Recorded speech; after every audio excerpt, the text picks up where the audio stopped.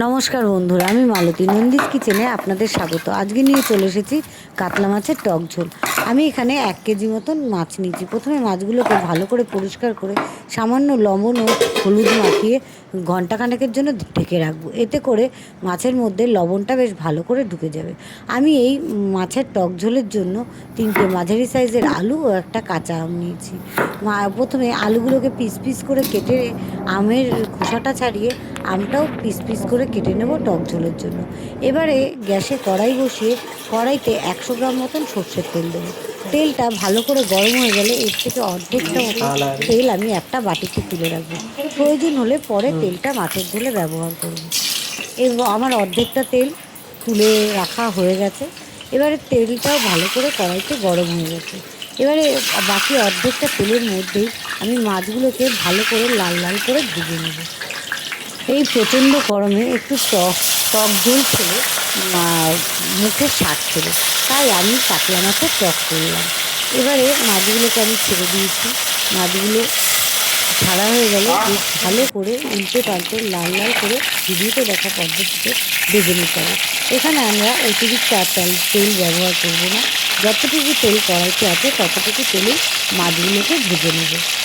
এদিকে কড়াইতে মাছগুলো সব ভাজা হতে হতে একটা গ্রাইন্ডার বাটিতে আমরা সাদা জিরা 7 চামচ, রাঁধুনি 4 চামচের 1 চামচ, আদা 25 গ্রাম, কাঁচা লঙ্কা 7 থেকে 8টা এবং যে কাঁচা আমটা মাছ কেটে রেখেছিলাম তার থেকে 2 পিস মতন আম নিয়ে ওই মশলার মধ্যে দিয়ে দেবো। এতে করে মাছের টকের স্বাদটা বেশ ভালো হবে। এবারে মশলাটাকে সামান্য জল দিয়ে ভালো করে মিহি করে বেটে নেব।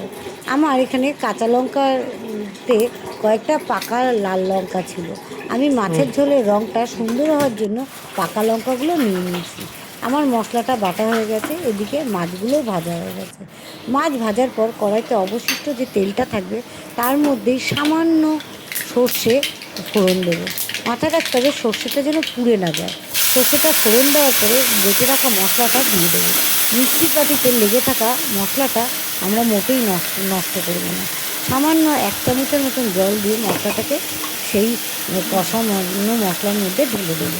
এবারে স্বাদ মতন লবণ ও প্রয়োজন মতন মশলাটাকে বেশ ভালো করে কষিয়ে নেব।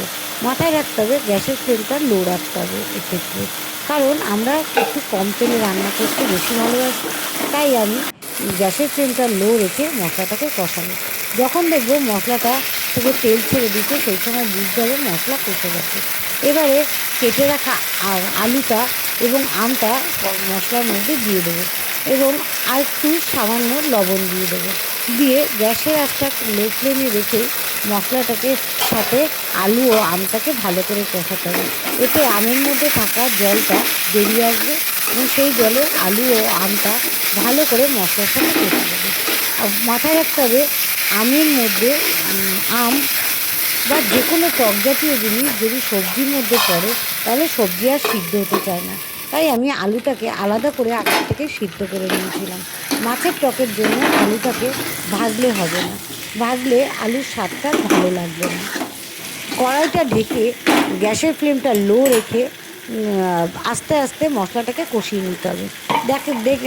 মশলাটাকে কষাতে গেলে দেখা যাবে আবারও মশলার থেকে বেশ তেলটা ছেড়ে দিয়েছে। সেই সময় বুঝবেন যে মশলাটা কষে গেছে। এবারে মশলাটা বেশ ভালো করে কষে গেলে প্রয়োজন মতো যতটুকু ঝোল রাখবেন ততটুকু মাছের মশলার মধ্যে জল দিয়ে নেবেন। আমি এখানে গরম জল ব্যবহার করেছি, আপনারা চাইলে ঠান্ডা জলও ব্যবহার করতে পারেন, কিন্তু গরম জল দিলে মাছের ঝোলের স্বাদটা আরও ভালো হয়। এবারে জলটা বেশ ভালো করে ফুটে আসলে আমি মাছগুলো একে একে ছেড়ে দেবো। আপনারা দেখতে পাচ্ছেন আমি ঝোলটা দিয়ে কিছুক্ষণ অপেক্ষা করছি। ঝোলটা বেশ হালকা ফুটে এসছে। এবারে মাছগুলো একে একে ছেড়ে দেবো মাছের ঝোলের মধ্যে। এই মাছগুলো ঝোলের মধ্যে ছেড়ে দেওয়ার পরে আবারও ফুটে উঠলে ঝোলটা, তখন মিনিট 5-এর মধ্যে গ্যাসের ফ্লেমটা হালকা লো রেখে বা মিডিয়াম ফ্লেমে দিয়ে ঝোলটাকে ফুটতে ছেড়ে দিতে হবে। লবণটা স্বাদ মতন দিয়ে নেবেন। আমরা কিন্তু আর মাছের ঝোলের মধ্যে অতিরিক্ত তেল আর ব্যবহার করিনি পরে, তাতেই মাছের ঝোলের রঙটা খুব খুব সুন্দর এসে গেছে। এবার আমার মিনিট পাঁচেক মতন ঝোলটা ফুটে গেছে। এরপর সামান্য ধনেপাতা ভালো করে ঝিরিঝিরি করে কুচিয়ে মাছের ঝোলের উপর ছিটিয়ে দিয়ে গ্যাসের ফ্লেমটা অফ করে দিয়ে ঢেকে দিলেই আমাদের রেডি আমাদের কাতলা মাছের টক ঝোল। আমি মিনিট খানেকের জন্য ঢেকে রেখেছি। এই গরমে টক ঝোল খেলে মুখে রুচি ফেরে। দিনের বেলা এখন রোদ, রাত্রেবেলা বৃষ্টি হলে পড়ছে হালকা ঠান্ডা। এই দিনের বেলা রোদের জন্য প্রচণ্ড ভ্যাপসা গরম লাগে, এতে খুব মশলা জাতীয় রান্না আমাদের মোটেই খেতে ভালো লাগে না। তাই আমি কাতলা মাছের টক ঝোল রান্না করেছি। ঝোলটা রান্না করে দেখবেন, খুব ভালো লাগবে। ভিডিওটা যদি ভালো লেগে থাকে একটা লাইক, কমেন্টস ও শেয়ার অবশ্যই করবেন।